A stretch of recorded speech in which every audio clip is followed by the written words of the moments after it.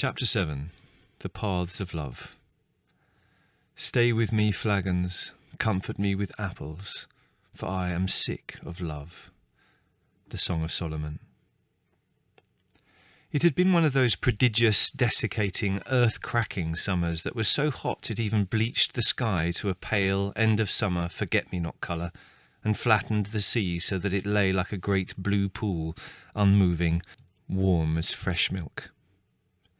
At night you could hear the floors and shutters and beams of the villa shifting and groaning and cracking in the warm air as the last juices were sucked out of them. The full moon would rise like a red coal, glowering down at us from the hot, velvety sky, and in the morning the sun was already too warm to be comfortable 10 minutes after it appeared. There was no wind, and the heat pressed down on the island like a lid. On the hillside, in the breathless air, the plants and grasses withered and died until they stood there, bleached and blonde as honey, crisp as wood shavings. The days were so hot that even the cicadas started singing earlier and siestaed during the heat of the day, and the ground was baked so that there was nowhere you could walk without shoes. The villa represented to the local animal life a series of large wooden caves which were perhaps half a degree cooler than the surrounding olive, orange and lemon groves, and so they flocked to join us. At first, I was naturally blamed for this sudden influx of creatures, but eventually the invasion became so comprehensive that even my family realised I could not be responsible for quite such a large quantity and variety of life forms. Battalions of black ticks marched into the house and beset the dogs, massing in such numbers on their ears and heads that they looked like chainmail and were just as difficult to remove. In desperation, we had to douse them with kerosene, which made the ticks drop off. The dogs, deeply insulted by this treatment, slouched, panting around the house, reeking of kerosene, shedding ticks in vast quantities. Larry suggested that we put up a notice saying, "Danger, inflammable dogs," for, as he rightly pointed out, if anyone lit a match near one of them, the whole villa was liable to go up in flames like a tinderbox. The kerosene only gave us a temporary respite. More and more ticks marched into the house, until at night one could lie in bed and watch rows of them performing strange route marches around the room. The ticks, fortunately, did not attack us, but confined themselves to driving the dogs mad. However, the hordes of fleas that decided to take up residence with us were another matter. They arrived suddenly, out of nowhere it seemed, like the Tartar hordes, and overran us before we realised what was happening. They were everywhere, and you could feel them hopping onto you and running up your legs as you walked about the house. The bedrooms became untenable, and for a time we took our beds out onto the broad verandas and slept there. But the fleas were not the most objectionable of the lesser inhabitants of the house. The tiny scorpions, black as ebony, infested the bathroom where it was cool. Leslie, going in late one night to clean his teeth, was ill-advised enough to go barefoot and was stung on the toe. The scorpion was only half an inch long, but the agony of the bite was out of all proportion to the size of the beast, and it was some days before Leslie could walk. The larger scorpions preferred the kitchen area, where they would quite blatantly sit on the ceiling, looking like misshapen aerial lobsters. At night, when the lamps were lit, thousands of insects appeared, moths of all shapes, from tiny fawn-coloured ones with wings shaped like tattered feathers, to the great big striped pink and silver hawk moths, whose death dives at the light were capable of breaking the lantern chimney. Then there were the beetles, some as black as mourners, some gaily striped and patterned, some with short club-shaped antennae, others with antennae as long and as thin as a mandarin's moustache. With these came a multitude of lesser forms of life, most of them so small that you needed a magnifying glass to make out their incredible shapes and colours. Naturally, this conglomeration of insects was marvellous as far as I was concerned. Each evening I hung about the lights, my collecting boxes and bottles at the ready, vying with the other predators for choice specimens. I had to look sharp, for the competition was brisk. On the ceiling were the geckos, pale, pink-skinned, spread-fingered, bulbous-eyed, stalking the moths and beetles with minuscule care.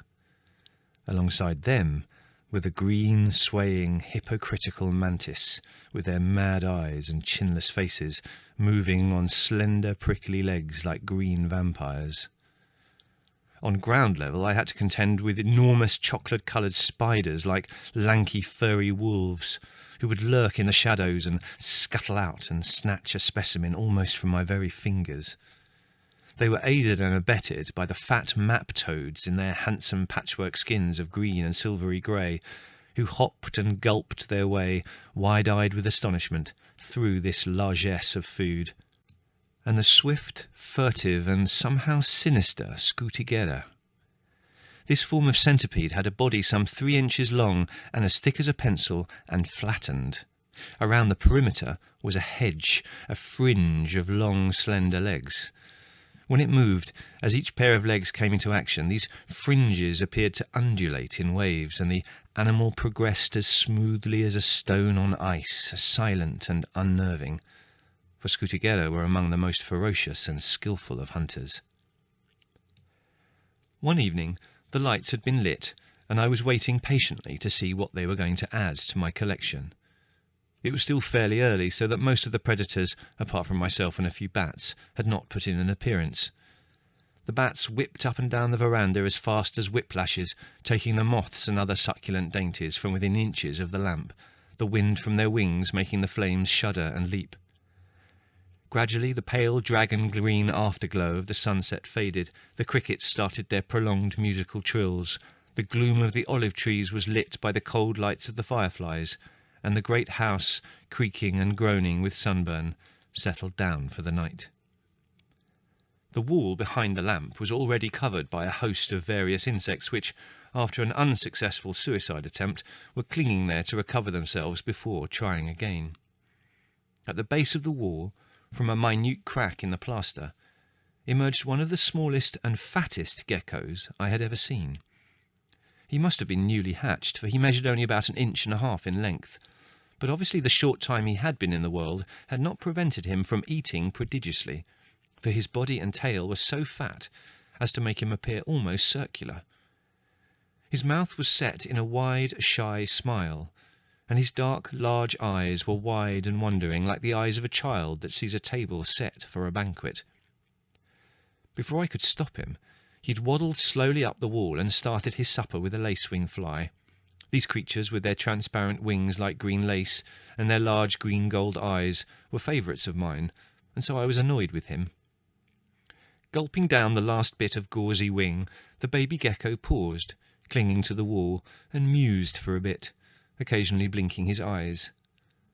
I could not think why he had chosen the lacewing, which was a bulky thing to handle, when he was surrounded on all sides by a variety of small insects which would have been easier for him to catch and eat.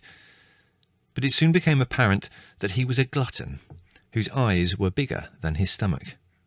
Having hatched from an egg, and therefore lacking a mother's guidance, he was under the strong but erroneous impression that all insects were edible, and that the bigger they were, the quicker they would assuage his hunger. He did not even seem to be aware of the fact that for a creature of his size some insects could be dangerous. Like an early missionary, he was so concerned with himself that it never occurred to him that somebody might look upon him simply as a meal. Ignoring a convention of small and eminently edible moths sitting near him, he stalked a great fat, hairy oak egger, whose body was almost bigger than his own. He misjudged his run-in, however, and merely caught her by the tip of one wing. She flew off, and such was the power in her brown wings that she almost tore the gecko's grip from the wall and carried him off with her. Nothing daunted, after a brief rest, the gecko launched an assault on a longicorn beetle his own size. He would never have been able to swallow such a hard, prickly monster, but this apparently did not occur to him. However, he could not get a grip on the beetle's hard and polished body, and all he succeeded in doing was knocking it to the floor. He was just having another brief rest and surveying the battlefield when, with a crisp rustle of wings, an enormous mantis flew onto the veranda and alighted on the wall some 6 inches away. She folded her wings with a noise like the crumpling of tissue paper, and with viciously pronged arms raised in mock prayer, stared about her with lunatic eyes, twisting her head from side to side as she surveyed the array of insects assembled for her benefit. The gecko, it was fairly obvious, had never seen a mantis before, and did not realise how lethal they could be. As far as he was concerned, it was an enormous green dinner, of the sort that he had dreamed about but never hoped to obtain. Without more ado, and ignoring the fact that the mantis was some 5 times his size, he began to stalk her. The mantis, meanwhile, had singled out a silver Y-moth and was moving towards it on its attenuated elderly spinster legs, pausing occasionally to sway to and fro, the personification of evil. Hard in her wake came the gecko, head down, grimly determined, pausing whenever the mantis did, and lashing his ridiculous little fat tail to and fro like an excited puppy. The mantis reached the oblivious moth, paused, swaying, then lashed out with her foreclaws and seized it.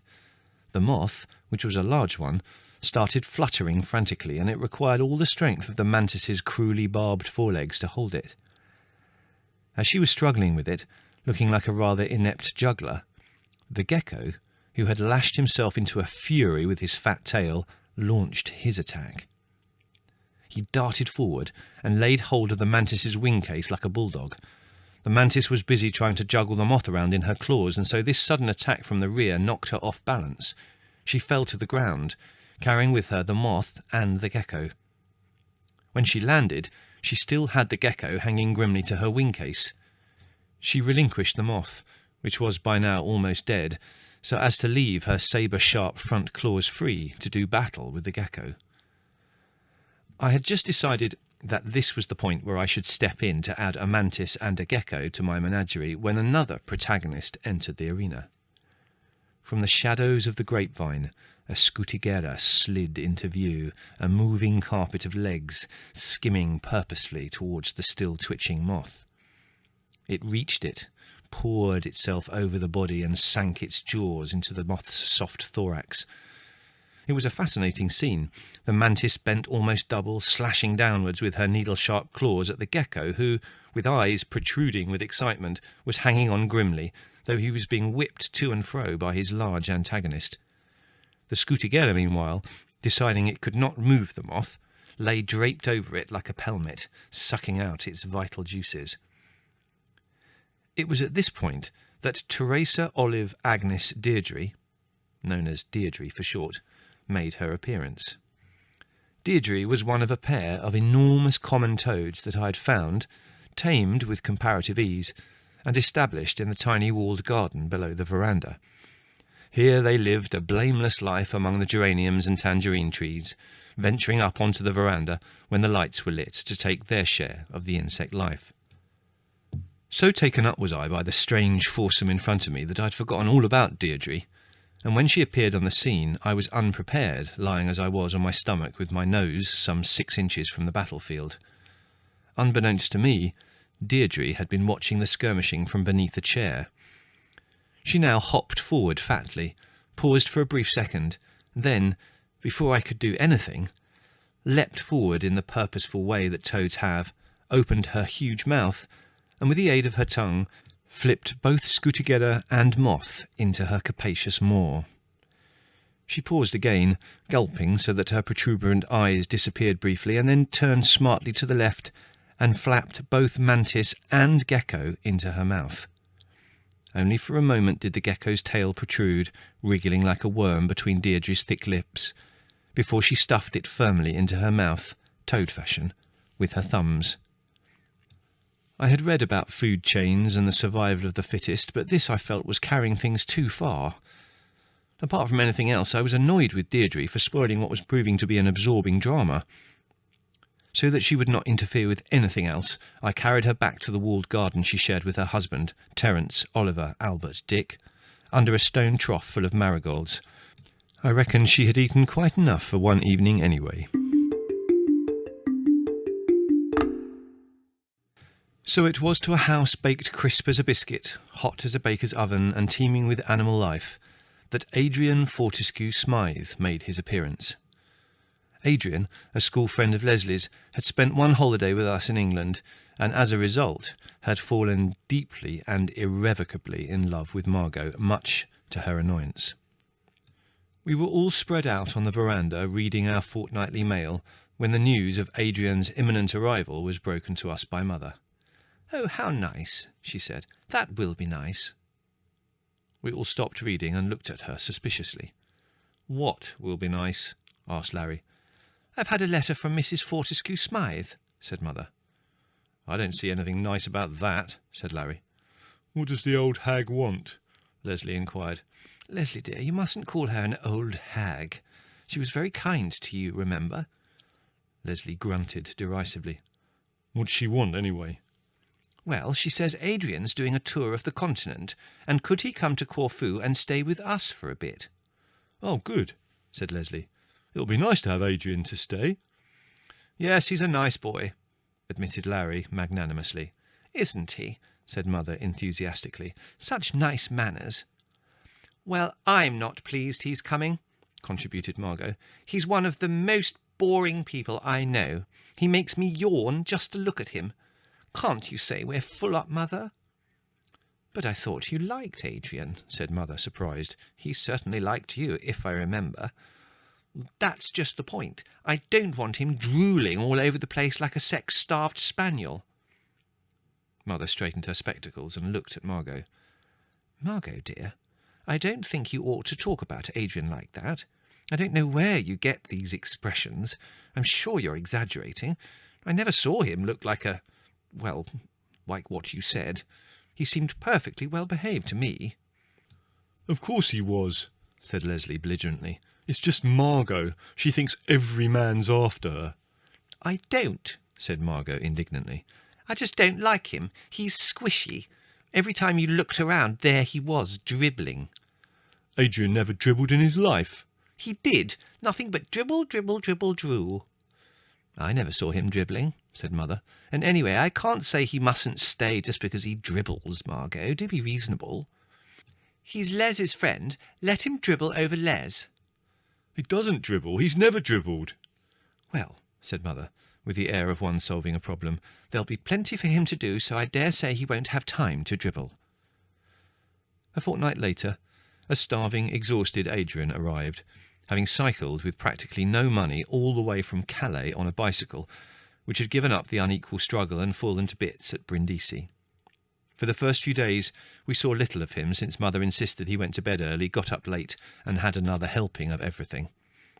When he did put in an appearance, I watched him narrowly for signs of dribbling, for of all the curious friends we had had staying with us, we had never had one that dribbled before, and I was anxious to witness this phenomenon. But apart from a tendency to go scarlet every time Margot entered the room, and to sit looking at her with his mouth slightly open, when honesty compelled me to admit he did look rather like a spaniel, he betrayed no other signs of eccentricity. He had extravagantly curly hair, large, very gentle hazel eyes, and his hormones had just allowed him to achieve a hairline moustache, of which he was extremely proud. He had bought, as a gift for Margot, a record of a song which he obviously considered to be the equivalent of Shakespeare's sonnets set to music. It was called At Smoky Joe's, and we all grew to hate it intensely, for Adrian's day was not complete unless he had played this cacophonous ditty at least 20 times. "Dear God," Larry groaned at breakfast one morning as he heard the hiss of the record. "Not again! Not at this hour!" "At Smoky Joe's in Havana," the gramophone proclaimed loudly in a nasal tenor voice, "I lingered quenching my thirst." "I can't bear it. Why can't he play something else?" Margot wailed. Now, dear, he likes it," said Mother placatingly. "Yes, and he bought it for you," said Leslie. "It's your bloody present. Why don't you tell him to stop?" "No, you can't do that, dear," said Mother. "After all, he is a guest." "What's that got to do with it?" snapped Larry. "Just because he's tone-deaf, why should we all have to suffer? It's Margot's record, it's her responsibility." "But it seems so impolite," said Mother worriedly. "After all, he brought it as a present. He thinks we like it." "I know he does. I find it hard to credit such depths of ignorance," said Larry. Do you know he took off Beethoven's Fifth Symphony yesterday, halfway through, to put on that emasculated yowling? I tell you, he's about as cultured as Attila the Hun. Shh, he'll hear you, Larry dear, said Mother. What with that row going on? He'd need an ear trumpet. Adrian, oblivious to the family's restiveness, now joined the recorded voice to make a duet. As he had a nasal tenor voice remarkably similar to the vocalist's, the result was pretty horrible. I saw a damsel there that was really where I saw her first. Oh, Mama Inez, oh, Mama Inez, oh, Mama Inez, Mama Inez, warbled Adrian and the gramophone more or less in unison. God in heaven, Larry exploded. That's really too much. Margot, you've got to speak to him. Well, do it politely, dear, said Mother. We don't want to hurt his feelings. I feel just like hurting his feelings, said Larry. I know, said Margot. I'll tell him Mother's got a headache. That will only give us a temporary respite, pointed out Larry. You tell him Mother's got a headache, and I'll hide the needle, suggested Leslie triumphantly. How about that? Oh, that's a brainwave, Mother exclaimed, delighted that the problem had been solved without hurting Adrian's feelings. Adrian was somewhat mystified by the disappearance of the needles and the fact that everyone assured him they could not be obtained in Corfu. However, he had a retentive memory, if no ability to carry a tune, so he hummed at Smoky Joe's all day long, sounding like a hive of distraught tenor bees. As the days passed, his adoration for Margot showed no signs of abating. If anything, it grew worse, and Margot's irritation waxed with it. I began to feel very sorry for Adrian, for it seemed that nothing he could do was right. Because Margot said she thought his moustache made him look like an inferior gentleman's hairdresser, he shaved it off, only to have her proclaim that moustaches were a sign of virility. Furthermore, she was heard to say in no uncertain terms that she much preferred the local peasant boys to any English import. "They're so handsome and so sweet," she said to Adrian's obvious chagrin. "They all sing so well. They have such nice manners. They play the guitar. Give me one of them instead of an Englishman any day. They have a sort of ordure about them." "Don't you mean aura?" asked Larry. "Anyway," Margot continued, ignoring this, "they're what I call men, not namby-pamby dribbling washouts." "Margot, dear," said Mother, glancing nervously at the wounded Adrian, "I don't think that's very kind." "I'm not trying to be kind," said Margot. "And most of cruelty is kindness if it's done in the right way." Leaving us with this baffling piece of philosophy, she went off to see her latest conquest, a richly tanned fisherman with a luxuriant moustache. Adrian was so obviously mortified that the family felt it must try and alleviate his mood of despair. "Don't take any notice of Margot, Adrian, dear," said Mother soothingly. "She doesn't mean what she says. She's very headstrong, you know. Have another peach." "Pig-headed," said Leslie, "and I ought to know." "I don't see how I can be more like the peasant boys," mused Adrian, puzzled. "I suppose I could take up the guitar." No, don't do that," said Larry hastily. "That's quite unnecessary. Why not try something simple? Try chewing garlic." "Garlic?" asked Adrian, surprised. "Does Margot like garlic?" "Sure to," said Larry. "You heard what she said about those peasant lads' auras. Well, that's the first bit of their aura that hits you when you go near them. Garlic." Adrian was much struck by the logic of this, and chewed a vast quantity of garlic, only to be told by Margot, with a handkerchief over her nose, that he smelt like the local bus on market day. Adrian seemed to me to be a very nice person. He was gentle and kind, and always willing to do anything that anyone asked of him. I felt it my duty to do something for him, but short of locking Margot in his bedroom, a thought which I dismissed as impractical and liable to be frowned on by Mother, I could think of nothing very sensible. I decided to discuss the matter with Mr. Krolewski, in case he could suggest anything. When we were having our coffee break, I told him about Adrian's unsuccessful pursuit of Margot, a welcome respite for us both from the insoluble mysteries of the square on the hypotenuse. "Aha," he said, "the paths of love never did run smooth. One is tempted to wonder, indeed, if life would not be a trifle dull if the road to one's goal were always smooth. I was not particularly interested in my tutor's philosophical flights, but I waited politely. Mr. Królewski picked up a biscuit delicately in his beautifully manicured hands, held it briefly over his coffee cup, and then christened it in the brown liquid before popping it into his mouth. He chewed methodically, his eyes closed. "It seems to me," he said at last, "that this young Lochinvar is trying too hard." I said that Adrian was English, but in any case, how could one try too hard? If one didn't try hard, one didn't achieve success. "Ah," said Mr. Królewski archly, "but in matters of the heart things are different. A little bit of indifference sometimes works wonders." He put his fingertips together and gazed raptly at the ceiling. I could tell that we were about to embark on one of his flights of fantasy with his favourite mythological character, a lady. "I remember once I became greatly enamoured of a certain lady," said Królewski. "I tell you this in confidence, of course." I nodded and helped myself to another biscuit. Królewski's stories were apt to be a bit lengthy. "She was a lady of such beauty and accomplishments that every eligible man flocked around her like bees around a honey pot," said Mr. Królewski, pleased with his image. "From the moment I saw her, I fell deeply, irrevocably, inconsolably in love, and felt that she, in some measure, returned my regard." He took a sip of coffee to moisten his throat. Then he trellised his fingers together and leaned across the desk, his nostrils flaring, his great, soulful eyes intense. "I pursued her relentlessly as a hound on the scent, but she was cold and indifferent to my advances. She even mocked the love that I offered her." He paused, his eyes full of tears, and blew his nose vigorously. "I cannot describe to you the torture I went through, the burning agony of jealousy, the sleepless nights of pain. I lost 24 kilos. My friends began to worry about me, and of course they all tried to persuade me that the lady in question was not worthy of my suffering.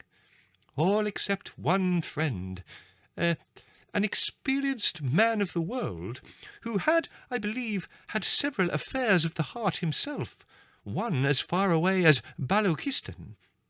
He told me that I was trying too hard, that as long as I was casting my heart at the lady's feet, she would be, like all females, bored by her conquest. But if I showed a little indifference, aha, my friend assured me, it would be a very different tale." Królewski beamed at me and nodded his head knowingly. He poured himself out more coffee.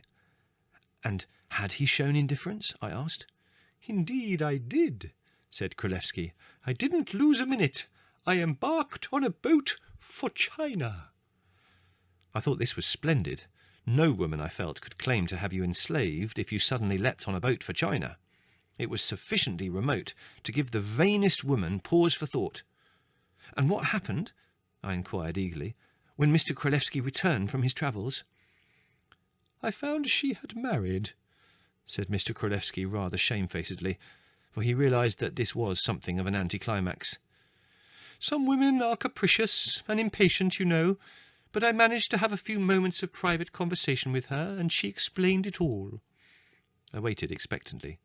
"She said," Mr. Królewski continued, "that she thought I had gone for good, to become a lama, so she married. Yes, the little dear would have waited for me had she known, but torn with grief, she married the first man who came along. If I had not misjudged the length of the journey, she would have been mine today." He blew his nose violently, a stricken look on his face. I digested this story, but it did not seem to give any very clear clues as to how to help Adrian. Should I perhaps lend him my boat, the Bootlebum trinket, and suggest that he rowed over to Albania? Apart from the risk of losing my precious boat, I did not think that Adrian was strong enough to row that far. No, I agreed with Królewski that Adrian was being too eager, but knowing how capricious my sister was, I felt she would greet her admirer's disappearance from the island with delight rather than with despair. Adrian's real difficulty lay in the fact that he could never get Margot alone. I decided that I would have to take Adrian in hand if he was going to achieve anything like success. The first thing was for him to stop following Margot around like a lamb following a sheep, and to feign indifference. So I inveigled him into accompanying me when I went out to explore the surrounding countryside. This was easy enough to do. Margot, in self-defence, had taken to rising at dawn and disappearing from the villa before Adrian put in an appearance, so he was left pretty much to himself. Mother had tried to interest him in cooking, but after he'd left the icebox open and melted half our perishable foodstuffs, set fire to a frying pan full of fat, turned a perfectly good joint of lamb into something closely resembling biltong, and dropped half a dozen eggs onto the kitchen floor, she was only too glad to back up my suggestion that Adrian should accompany me. I found Adrian an admirable companion, considering that he'd been brought up in a city. He never complained. He would patiently obey my terse instructions to "hold that," or "don't move, it'll bite you," to the letter, and seemed genuinely interested in the creatures we pursued. As Mr. Królewski had predicted, Margot became intrigued by Adrian's sudden absence. Although she did not care for his attentions, she felt perversely piqued when she was not receiving them. She wanted to know what Adrian and I did all day long. I replied, rather austerely, that Adrian was helping me in my zoological investigations. I said that, moreover, he was shaping up very well, and if this went on, I would have no hesitation in proclaiming him a very competent naturalist by the end of the summer. "I don't know how you can go around with anyone so wet," she said. "I find him an incredible bore." I said that that was probably just as well, as Adrian had confessed to me that he was finding Margot a bit boring too. "What?" said Margot, outraged. "How dare he say that? How dare he?" Well, I pointed out philosophically, she had only herself to blame. After all, who would not find someone boring if they carried on like she did, never going swimming with him, never going walking with him, always being rude? "I'm not rude," said Margot angrily. "I just speak the truth, and if he wants a walk, I'll give him one. Boring indeed." I was so pleased with the success of my scheme that I overlooked the fact that Margot, like the rest of my family, could be a powerful antagonist when aroused. That evening she was so unexpectedly polite and charming to Adrian that everyone, with the victim's exception, was amazed and alarmed. Skillfully, Margot steered the conversation around to walks, and then said that, as Adrian's time in the island was growing short, it was essential that he saw more of it. What better method than walking? Yes, stammered Adrian, that was really the best way of seeing a country. "I intend to go for a walk the day after tomorrow," said Margot airily. "A lovely walk. It's a pity you're so busy with Jerry, otherwise you could have come with me." Oh, don't let that worry you. Jerry can fend for himself," said Adrian, with what I privately considered to be callous and impolite indifference. "I'd love to come." "Oh, good," fluted Margot. "I'm sure you'll enjoy it. It's one of the nicest strolls around here." "Where?" inquired Leslie. "Leapides," said Margot airily. "I haven't been there for ages." "Leapides?" echoed Leslie. "A stroll? It's right the other side of the island. It'll take you hours." "Well, I thought we'd take a picnic and make a day of it," said Margot, adding archly, "that is, if Adrian doesn't mind." It was obvious that Adrian would not mind if Margot had suggested swimming underwater to Italy and back in full armour. I said I thought I would accompany them, as it was an interesting walk from a zoological point of view. Margot shot me a baleful look. "Well, if you come, you must behave yourself," she said enigmatically. Adrian was, needless to say, full of the walk and Margot's kindness in asking him. I was not so sure. I pointed out that Leapides was a long way and that it was very hot, but Adrian said he did not mind a bit. Privately, I wondered, since he was rather frail, whether he would last the pace, but I could not say this without insulting him. At 5 o'clock on the appointed day we assembled on the veranda. Adrian was wearing an enormous pair of hobnailed boots he had acquired from somewhere, long trousers and a thick flannel shirt. To my astonishment, when I ventured to suggest that this ensemble was not suitable for a walk across the island in a temperature of over 100 in the shade, Margot disagreed. Adrian was wearing perfect walking kit chosen by herself, she said. The fact that she was clad in a diaphanous bathing suit and sandals, and I was in shorts and an open-necked shirt, did not deter her. She was armed with a massive pack on her back, which I imagined contained our food and drink, and a stout stick. I was carrying my collecting bag and butterfly net. Thus equipped, we set out. Margot setting an unreasonably fast pace, I thought. Within a short space of time, Adrian was sweating profusely and his face turned pink. Margot, in spite of my protests, stuck to open country and shunned the shade-giving olive groves. In the end, I kept pace with them, but walked in the shade of the trees a few hundred yards away.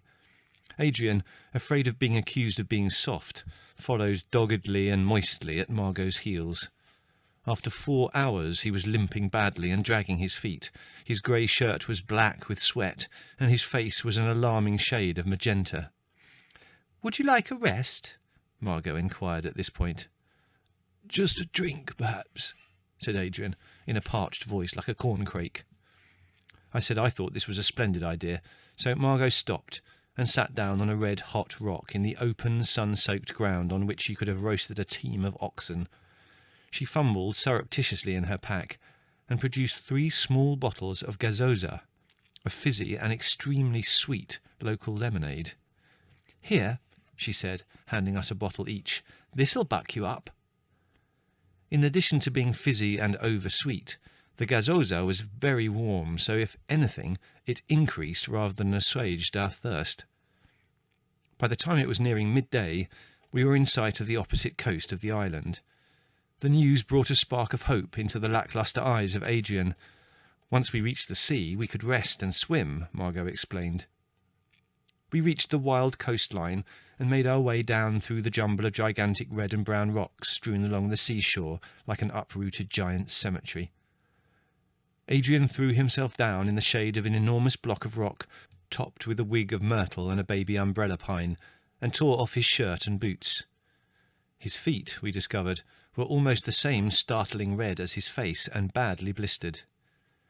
Margot suggested that he soak them in a rock pool to harden them, and this he did while Margot and I swam.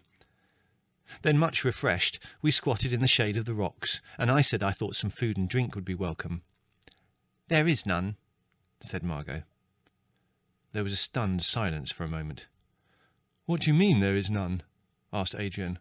"What's in that pack?" "Oh, those are just my bathing things," said Margot. "I decided I wouldn't bring any food because it was so heavy to carry in this heat, and anyway we'll be back for supper if we start soon." "And what about something to drink?" inquired Adrian hoarsely. "Haven't you got any more gazosa?" "No, of course not," said Margot irritably. "I bought 3. That's 1 each, isn't it? And they're terribly heavy to carry." "I don't know what you're fussing about anyway. You eat far too much. A little rest will do you good. It'll give you a chance to unbloat." Adrian came as close to losing his temper as I have ever seen him. "I don't want to unbloat, whatever that means," he said icily. "And if I did, I wouldn't walk halfway across the island to do it." "That's just the trouble with you. You're namby-pamby," snorted Margot. "Take you for a little walk and you're screaming for food and wine. You just want to live in the hub of luxury all the time." "I don't think a drink on a day like this is a luxury," said Adrian. "It's a necessity." Finding this argument profitless, I took the 3 empty gazosa bottles half a mile down the coast to where I knew there was a tiny spring. When I reached it, I found a man squatting by it having his midday meal. He had a brown, seamed, wind-patterned face and a sweeping black moustache. He was wearing the thick sheep's wool socks that the peasants wore when working in the fields, and beside him lay his short, wide-bladed hoe. "Calimera," he greeted me without surprise, and waved his hand in a courteous gesture towards the spring, as if he owned it.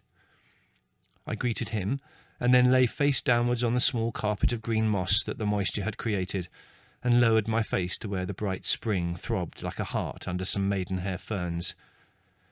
I drank long and deeply, and I could never remember water having tasted so good. I soaked my head and neck with it, and sat up with a satisfied sigh. "Good water," said the man, "sweeter like a fruit." I said the water was delicious, and I started to wash the gazoza bottles and fill them. "There's a spring up there," said the man, pointing up the precipitous mountainside, "but the water is different, bitter as a widow's tongue, but this is sweet, kind water. You are a foreigner?" While I filled the bottles, I answered his questions, but my mind was busy with something else. Nearby lay the remains of his food, half a loaf of maize bread, yellow as a primrose, some great fat white cloves of garlic, and a handful of large wrinkled olives as black as beetles. At the sight of them, my mouth started to water, and I became acutely aware of the fact that I'd been up since dawn with nothing to eat. Eventually, the man noticed the glances I kept giving his food supply, and with the typical generosity of the peasants, pulled out his knife. "Bread?" he asked. "You want bread?" I said that I would love some bread, but that the problem was that there were 3 of me, as it were. My sister and her husband, I lied, were also starving somewhere among the rocks. He snapped his knife shut, gathered together the remains of his lunch, and held it out to me. "Take it for them," he said, grinning. "I've finished, and it's not right for the good name of Corfu that foreigners should starve."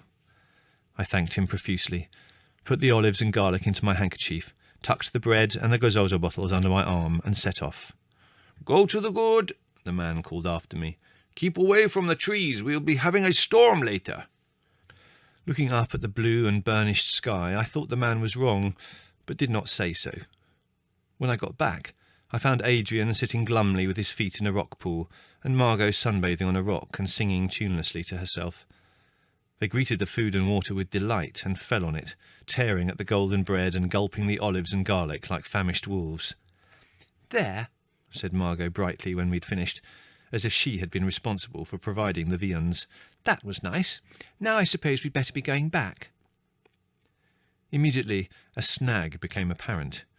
Adrian's feet, cool and happy from the rock pool, had swollen, and it took the united efforts of Margot and myself to get his boots on again. Even when we'd succeeded in forcing his feet into the boots, he could only progress at a painfully slow pace, limping along like an elderly tortoise. "I do wish you'd hurry up," shouted Margot irritably after we'd progressed a mile or so, and Adrian was lagging behind.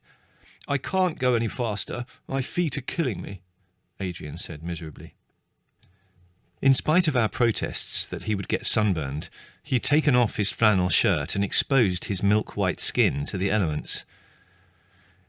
It was when we were a couple of miles from the villa that the peasant's prophecy about the storm came fact. These summer storms would be hatched in a nest of cumulus clouds in the Albanian mountains and ferried rapidly across to Corfu by a warm, scouring wind like the blast from a baker's oven. The wind hit us now, stinging our skins and blinding us with dust and bits of leaf. The olives changed from green to silver like the sudden gleam of a turning school of fish, and the wind roared its way through a million leaves with a noise like a giant breaker on the shore. The blue sky was suddenly, miraculously blotted out by bruise-coloured clouds that were splintered by jagged spears of lavender-coloured lightning. The hot, fierce wind increased, and the olive groves shook and hissed as though shaken by some huge invisible predator. Then came the rain, plummeting out of the sky in great gouts, hitting us with the force of a slingshot. A background to all this was the thunder, stalking imperiously across the sky, rumbling and snarling above the scudding clouds like a million stars colliding, crumbling and avalanching through space. This was one of the best storms we had ever experienced, and Margot and I were thoroughly enjoying it, for after the heat and stillness, we found the stinging rain and the noise exhilarating. Adrian did not share our view. He was one of those unfortunate people who were terrified of lightning, so to him the whole thing was monstrous and alarming. We tried to take his mind off the storm by singing, but the thunder was so loud that he could not hear us. We struggled on grimly, and at last, through the gloomy, rain-striped olive groves, we saw the welcoming lights of the villa. As we reached it, and Adrian staggered in through the front door, seeming more dead than alive, Mother appeared in the hall. "Where have you children been? I was getting quite worried," she said, and then, catching sight of Adrian, "Good heavens, Adrian dear, what have you been doing?" She might well have asked, for those parts of Adrian's anatomy that were not scarlet with sunburn were interesting shades of blue and green. He could hardly walk, and his teeth were chattering so violently that he could not talk.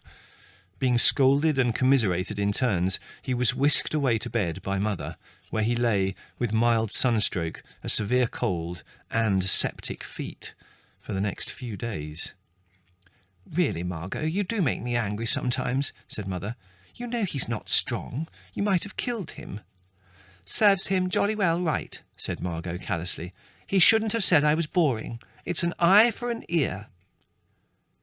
Adrian, however unwittingly, got his own back. When he recovered, he found a shop in the town that stocked gramophone needles.